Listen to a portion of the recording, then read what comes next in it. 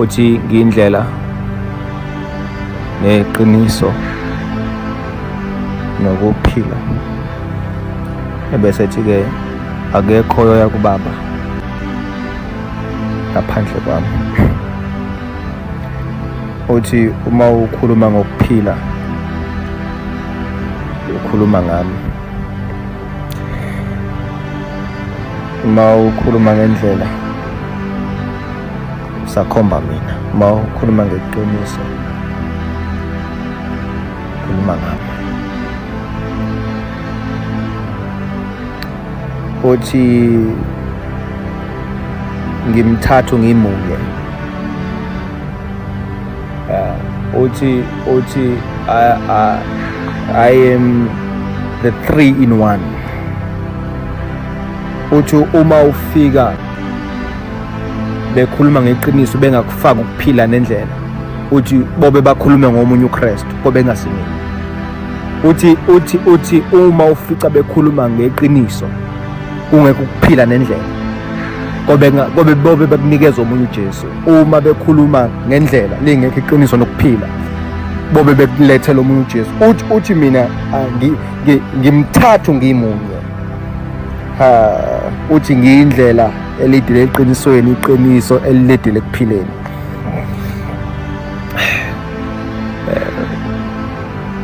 Ngithanda the message ke. Uthi I am the road. Uthi I am the road.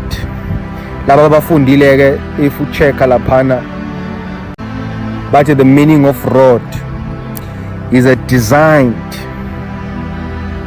routine that is paved for a vertical traffic between places. Oh my daughter.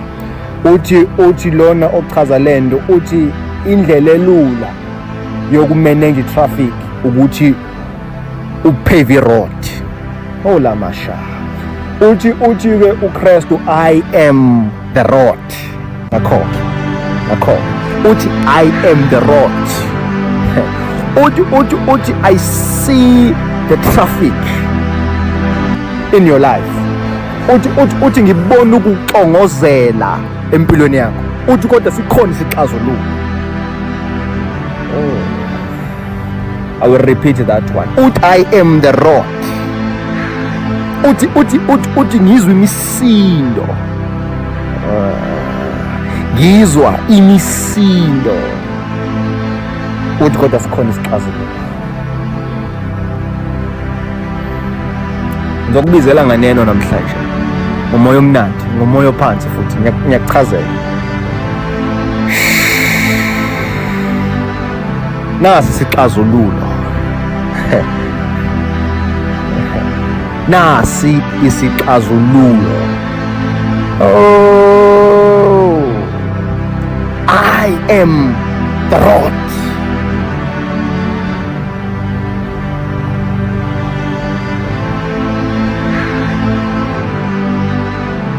Nansi indlela yokuqeda imisindo. Uthi once they paved the road, traffic is normal. Uthi yodwa indlela yokuqeda imisindo empilweni yakho. Uthi ukwamkela mina. Hey, uthi iyodwa indlela yokuqeda imisindo.